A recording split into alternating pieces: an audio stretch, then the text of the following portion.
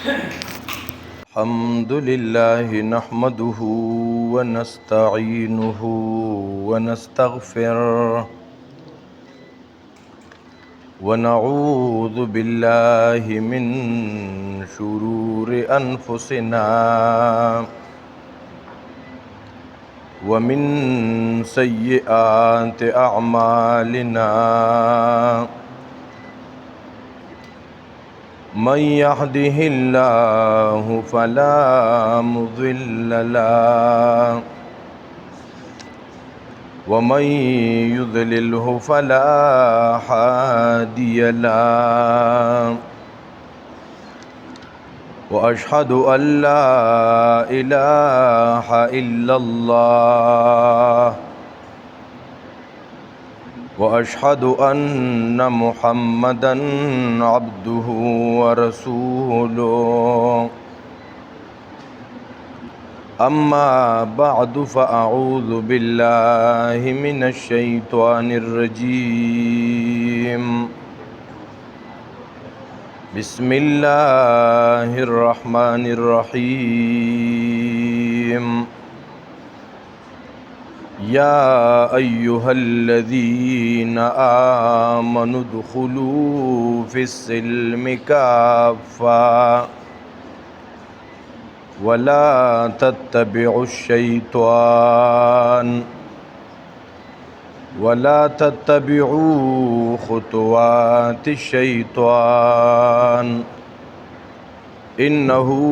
لكم عدو مبين وقال النبي صلى الله عليه وسلم اقرأوا القرآن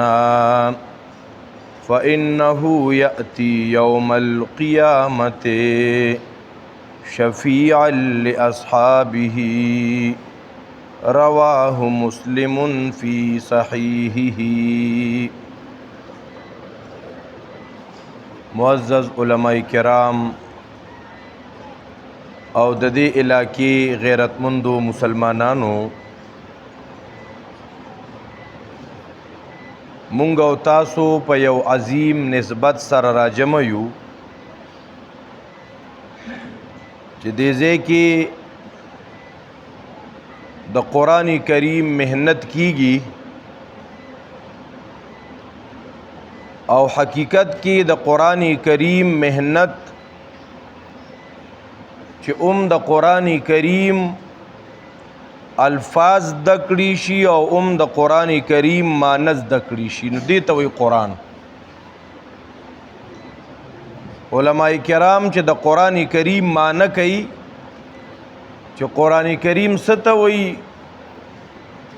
نو هغوی فرمایي دا قرآن کریم هو اسم للنظم والمعنی. قرآن کریم صرف د عربي جملو نومم نه دی او صرف د معنی نومم نه دی.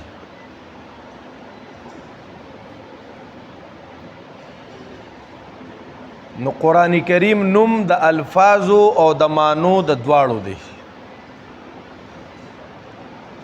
چې معنا او الفاظ په دې باندې سړی پوه شي، دا زده کي، د دې محنت کوي، دا د قرآن محنت دی. نو الحمدلله ثم الحمدلله دې ځای کې د علماء کرام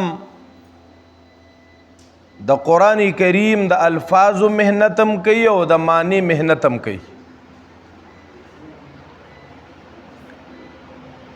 او بیا د چام چې د قرآن سره نسبت راشي، دا قرآن کریم دا ډیر عظیم الشان کتاب دی. پخوا به د علماو ذکر کول چې په دې بدخشان کې بعضې کاڼي او جواهرات ملاویږي، دا مونږ لیدلی نه دي، صرف اوریدلی مو دي چې هغه کاڼي ته هغه ملغلرو ته سنگ پارس ویل کېږي. وی دا سنگ فارس یو داسې ملغلره او داسې کاڼی دی چې دې سره کم یو څیز ولګي نو د هغې نه ملغلره جوړوي. نو که مونږ او تاسو سوچ وکړو نو دا سنگ فارس چې دی نو دا قرآن کریم دی. ګوره محترمو توجه مو شته که نه؟ خوب خو نه یې درغلی؟ زما وختي هسې خیال دی په دې ګرمۍ کې دا مشران ډېر په مینه سره ناست دي. دا ستاسو د الله د دین سره مینه ده، ورنه دې ورځو کې څوک پروګرامونه نه کوي. ځکه ګرمي ډېره زیاته وي، تکلیف وي، خو تاسو باوجود د دې ګرمۍ نه هغه تاسو ډېر په توجه سره محبت سره ناست یې. الله دې ستاسو دا راجمع کېدل په خپل دربار عالیه کې قبول او منظور کړي. بیا مولانا نظرګل صاحب ډېر په ښایسته انداز کې هغه آخري صورتونو درس ورکه، نو یې کې ځان ته مزه وه، بلا علم و پکې. او داسې علما چې په علاقه کې دا علاقه په دین سره، په دیندارو سره، د ماشومانو د عقایدو اصلاح په دې سره دې ته ډېره زیاته فایده رسیږي. محترمو نو دا قرآن کریم چې دی دا سنگی پارس دی. قرآن سره محترمو داسې یو ملغلره ده چې دې سره سم لګي نو هغه قیمتي کوي. ګوره محترمو دا ګته ورسره لګېدلې که نه؟ دا ګته نو ګوره دې ګتې ته بې اودسه لاس نشي وړی، قرآن سره لګېدلې ده. دا ګته دونه قیمتي شوه چې د چا اودس نی نو دې ته ګوتې داسې نشي وړی. دا ګته قیمتي شوه د قرآن د وجې نه. داسې کې بعضې قرآنونو ته خلکو کڅوړې چولي، کپړې ورته چولي. هغه کپړه هم چې د قرآن سره ولګېده هغه کپړې ته به هم بغیر د اودس نه ګوتې نشي وړی. وګوره هغه کپړه هم ورسره قیمتي شوه، هغه ګته هم ورسره قیمتي شوه. اے محترمو دا قرآن کریم په کوم مکتب باندې کېښودلی کېږي نو دغه مکتب او دغه لرګي د هغې مونږ څونه احترام کوه. دا ولې قرآن سره نسبت راغی؟ اے محترمو نو دا کاغذ د دې څونه قدر و قیمت وګرځېده چې کله د دې نسبت د الله کتاب سره راغی. اے محترمو مسلمانانو نو کاغذ لا سکے، گته لا سکے، لایر لا سکے د دې قرآن کریم سره نسبت که د بانډو راغلی او که د خار، که دې قرآن کریم سره نسبت د مکې مکرمې راغلی دی او که د مدینې منورې راغلی دی، هغه مکه محترمه نو مدینه محترمه. د قرآن سره که نسبت اے محترم مسلمانانو د یو غر راغلی او که د غار، وګوره محترمو هغه غرم ډیر محترم نو هغه غارم ډیر محترم. چې کوم ځای کې د قرآن کریم نزول شروع شوی و هغې ته غار حرا ویل کېږي. د قرآن کریم اخیری زمانه کې حصہ د قرآن کریم دا په جبل عرفات کې نازله شوې ده چې الیوم اکملت لکم دینکم. وګوره هغه جبل عرفات څونه محترم وګرځېده. نو اے محترم مسلمانانو چې بیا د یو انسان د نارینه یا د زنانه، د کشرانو یا د مشرانو دا نسبت دی قرآن کریم سره راغلی، ابا څونه محترمی. د صحیح بخاری کې او نورو د حدیثو په کتابونو کې د یو راوی باره کې تذکره راځي، سالم مولا ابي حذیفه. سالم د ابو حذیفه آزاد کرده غلام. دا سالم خو حقیقت کې د ابو حذیفه غلام نه دی، دا د ابو حذیفه رضی الله عنه بیبی دا سبیتا یا سبیتا نومې دی، دا خو داغي غلام دی. داغي څنګه غلام دی؟ دا سالم غلام چې دی اے محترم مسلمانانو دا چې د چاو هغه دلره خرڅاو خو یو دی ټپ ټیپو کمزور او ډیر زیات چې چا به ورله داسې وکړه هغې وي دا سالم خو دا غلام خو د هېڅ کار نه دی، نو چا هم نه اخیستو چې یې تپوس هم نه کو. خپل مالک به سار نه راوستو میلې ته او ماسپښین مازدیګر به یې واپس بوتلو او چا به یې تپوس هم ونه کړو چې دا خرڅې دا په څو ورکې یو زنانه وه دې زنانو کې هم ډېر رسوان دی زنانۍ ښه مسلمانه نه ده مسلمانه نه ده دا بعضې ډېر صفتونه په غیر مسلمو کې وي هغه زنانه چې دی ولیده چې دی خو دا مالک روزانه راولي او مازدیګر ماښام یې بیا بوځي او د داړو څوک تپوس نه کوي دنه به د خپل مالک تنګ وي نو راشه زه به یې والمه نو دې غلام سره به څه احسان وکړمه څه خوراک څښاک به وله ورکړمه نو هغه مالک ته یې ووي دا خرڅی وي وي پسو وي که څوک یې رانه په تاوان نه لي په تاوان یم خرڅومه خو چې زه ترې بېغمه شمه دا هېڅ کار نه دی داسې غلام چې دا هېڅ کار نه دی الله اکبر کبیره توجه مو شته که نه محترمو به بوځې به نه بلکل نه جي نه دې سرتنګې کړم جي بس صحیح ده خبر هغې خوند کېږي چې مجاهدې سره یي او دا ببوزي مبوزي ټوله توجه خرابوي چې کوم ملګري دی خوا بیان شروع وي دی خوا لوسپیکر کې ګوتې او دا څیزونه یو کال یې زموږ په کلي کې پروګرام و شیخ صاحب د پنجپیر زیده مجدهو هغه مو راوستی او شیخ د ویسار رحمت الله علیه نو بار لوسپیکر یې مو ډېر زیات سیټ کړی وی مونږ وی شیخان به هم خوشحاله شي او دننه په لوسپیکر کې دونه غونته په دننه په حال کې دونه لوسپیکر هم نو شیخ صاحب وی چې د پروګرام تاسو د بار خلکو ته جوړ کړی او که دا چې کوم دلته ګرمۍ کې راغلي دي یو قرباني کوي ملګرو ته دا د خلکو ته دي ته لوسپیکر نه لګولی او بار چې کوم خلک دي او هغوی د پروګرام شرکا نه وي نو ته لوی انتظامات کړي دي نو کله کله دې سره هم توجه ګډوډه شي محترم کوشش دا کوئ د بهر لوډ سپیکر په ځای دننه د حال د لوډ سپیکر انتظام کوئ اس سره سهولتي تاسو به د جمعې په ورځ باندې چې بیان اورئ سهولت به درته او دارنګې په پروګرامونو کې هم درله سهولتي دلته نه استاد چغې وایي نو بهر لرې لرې پورې اواز رسي خو چې دلته خواوشا کې څوک نه هغې استاد جي څه وویل لکه دی پکې څه خبره وکړه ټول ګډوډ شي بیا نو محترمو مسلمانانو څه خبره مو کوله سالم د غلام هغه زنانه واغسته کور ته یې راوسته هغې یې تربیت شروع که خوراک کې ورباندې شروع که چرته د ابو حذیفه دغه علاقې ته راغلی و چا ورته وي دلته ګوره داسې یو ړسوان دی زنانه ده هغه غلام یې واغسته نو هغه خلک لا مسلمان نو خو دا بعضې عادتونه یې ډېر زیات خو هغه وی ښه چې دونه انسانیت همدردي لري که نه نو داسې زنانه سره رشته پکار ده نن زموږ رشته داری هم زیاتتر په لالچ باندې مبني ښه ځکه په کورونو کې خفقانونه راشي خبره طلاق او خلغې ته ورسي عدالت ته او جرګې ته او کوم خوا خبره لاړه شي دا د لالچ او د حرص د رشتو د وجې نه بهرحال هغه ابو حذیفه ولګېده او دکې زنانه د هغې مشرانو ته د نکاح پیغام ولېږلو هغې ابو حذیفه پیژنده چې دا خو د عربو لوی تاجر دی هغې فورا درخواست قبول که رشته وشوه چې کله رشته وشوه ای محترم مسلمانانو اوس دا زنانه چې دا غلام اغستی دی دا زنانه به ابو حذیفه رخصتي به یې کوي ځان سره به یې خپلې علاقې ته بوځي او غلام هم د ځان سره بوتلو دا غلام دا ابو حذیفه چې دی دا د عثمان غنی رضی الله عنه سره د دوستي وه هلته هغه مسلمان شوی دی ایمان قبول کړی دی د سره ډېر وخت ملاقات نو شوی دی ورپسې ورغی چې عثمانه دا څنګه چل یاره څونه وخت شو ملاقات زما استانه دی شوی ته ما خبر نه هلې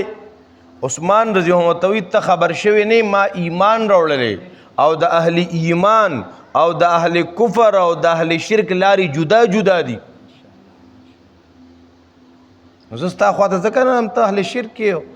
نو دا ابو حذیفه ورته وایي چې عثمانه که په د اسلام کې څه خوبي نو مونږ ته ووایه که نه نو مونږ به هم اسلام قبول کو عثمان غنی رضی الله عنه د اسلام دعوت د ایمان دعوت د ایمان خوبې د اسلام صفات ورته بیان که ابو حذیفه مسلمان شو ابو حذیفه مسلمان شو هغه راغی هغه بیبي ته خبره وکړه هغه بیبي مسلمانه شوه نو ورسره غلام مسلمان شو دغه غلام څه نوم و سالم دا عوام جواب راکوي علما نه هغه سالم غلام هغه هم مسلمان شو. بیا نبی علیہ الصلوۃ والسلام درس ته وراتله، د زنانه بم راتله بیان درس به اورېده، د ابو حذیفه بم اورېده. یو فیره نبی علیہ السلام حدیث بیان که چا چې یو غلام آزاد که، چا چې یو غلام آزاد که دته بر د غلام د آزادولو په بدله کې الله تبارک وتعالی د جسم هر یو اندام د جهنم نه بچ کی. نو هغه زنانه راولګېده، دک غلام د آزاد که. خفه شه چې زه اوس آزاد شوم، نو تاسو سره مې دا دونه عمر تیر کړی دی. دی ورته وی نه ته پریشانه کېږه ما، مونږ سره به یې خو ستا به خپله خوښې زمونږ غلام به نه. هغه غلام به م راتلو د نبي علیہ السلام مجلس ته. کم غلام چې هلته یې خرڅو او چا اخیستو نه، دی راتلو یاره دی قرآن سره نسبت راغی، مړه قرآن زده کول شروع کړو. اوږده واقعه ده او دا چې سړی دا کتابونه د حدیث الولی او عن سالم مولا ابي حذیفه دا روایت د هغه سالم نه دی یاره. یو پیرا داسې کار شوی و چې د جمع مونځ ته مخکې شوی دی او ورپسې ابوبکر عمر نور کبار صحابه کرام ولاړ دي رضی الله عنهم. یو قافله په لاره تېرېده، د هلکې وپېژندو چې دا خو هغه غلام دی چې په روپۍ یې خرڅو چا په روپۍ نه اخیستو او دلته کې دی په مسله باندې ولاړ دی. نو هغې قافلې ودروله او تپوس یې وکړو چې تاسو کې بل څوک غوره څوک نو، تاسو دا غلام چې دی خو چې اخیستو هم نه. هغې ورته وی دې وخت کې په دې علاقه کې د ده نه بهترین قاري او قرآن لوستونکی بل څوک نشته. قرآن کریم هغه غلام چې قرآن سره نسبت راغی نو څونه عزت یې وله ورکو مړه. دا نن چې ما او تا محترمو مسلمانانو په ذلت سره جون تېرو، د ذلتونو سره زمونږ نن مخامختیا ده، د هغې بنیادي وجه ده د مونږ قرآن ته شا کړی. ګورې ښه مونږ قرآن کریم ته شا کړې ده او د قرآن کریم نه اعراض او قرآن کریم ته شا کول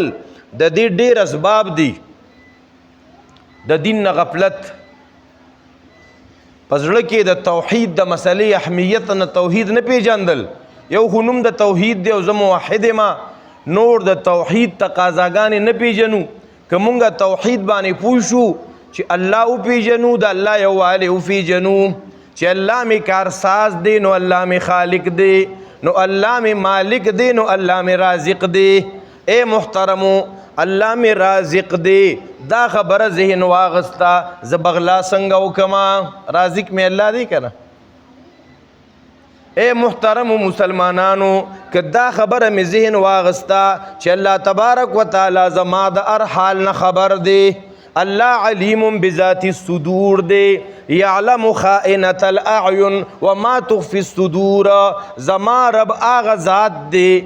چې نور لاسه خو پرېږدوه که چېرته څوک یو مجلس کې ناست دی په لاره پردی زنانه روانې دي، دی د دې سترګو په ګوټونو سره ګوري، الله ته د دې پته ده.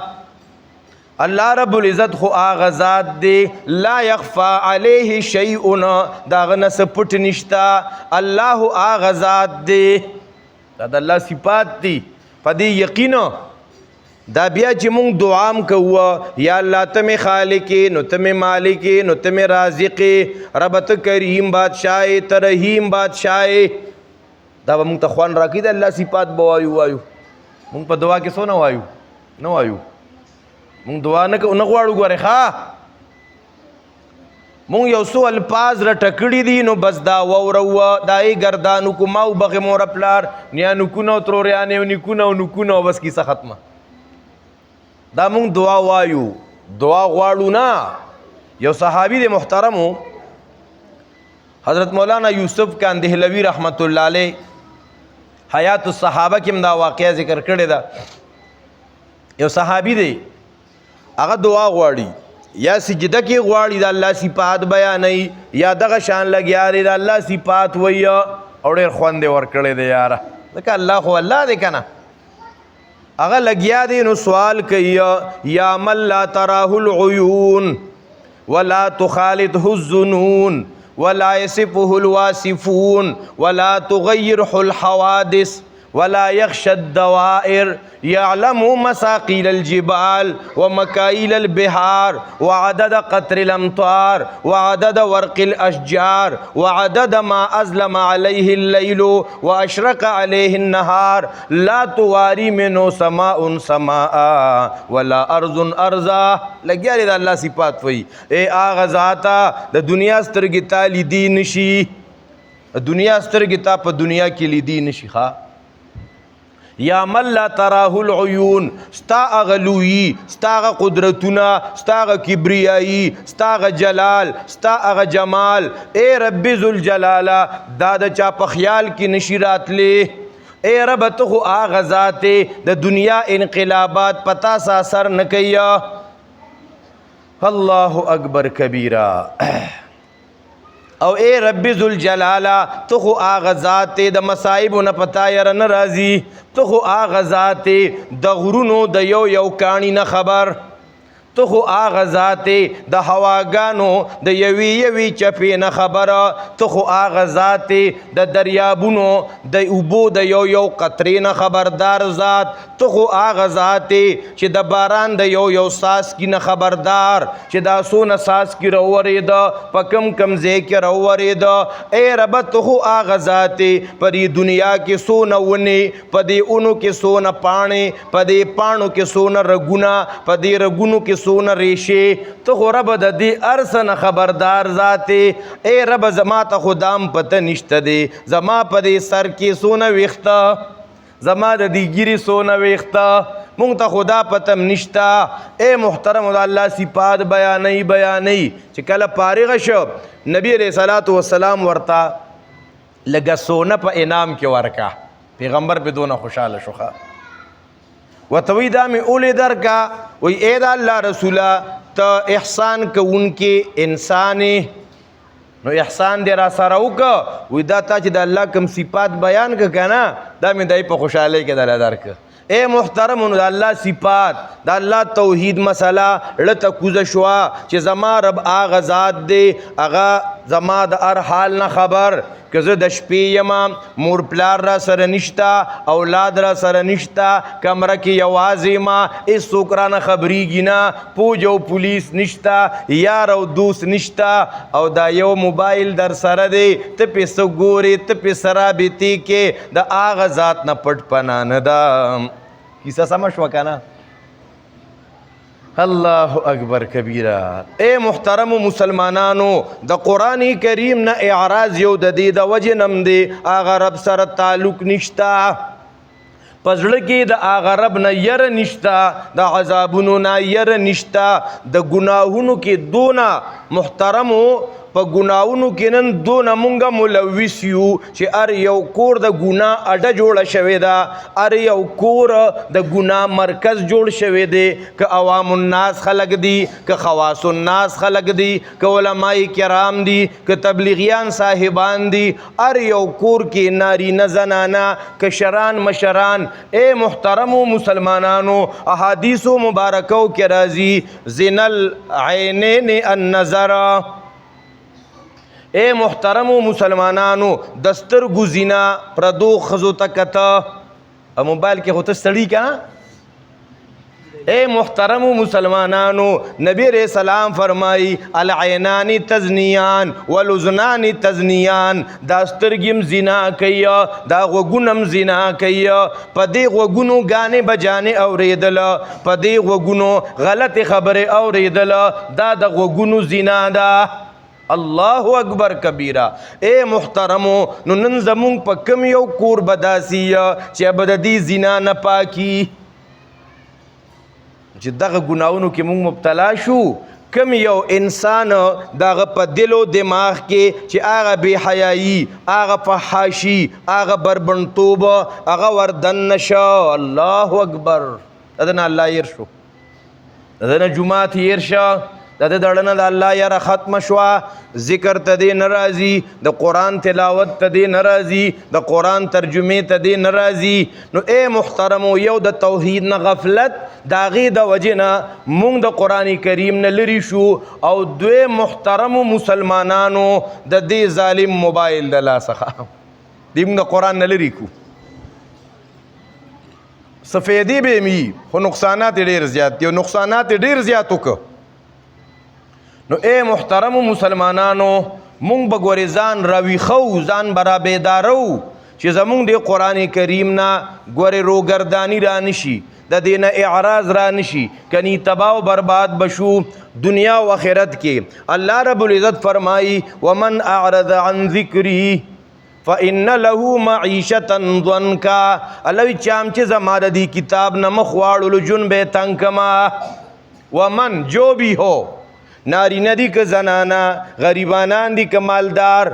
دارنگی که افسران دی او که کلاس پور دی، اے محترمو، که تنخواہ والا دی او که بے تنخواہ، که زمیداران دی او که دکانداران، که نوجوانان دی او که بوډاګان، که نارینه دی او که زنانا. ومن استادان وی دا من د عموم د پار راځي، جو بھی ہو سوکم چی دی اعرض مخ واړو. دوستانو ته اوزګار، چکرو ته اوزګار، آؤټینګ ته اوزګار، پکنک ته اوزګار، دنیا ګټلو ته اوزګار، کرکټ کولو ته اوزګار، اخبار کتو ته اوزګار، کمنټري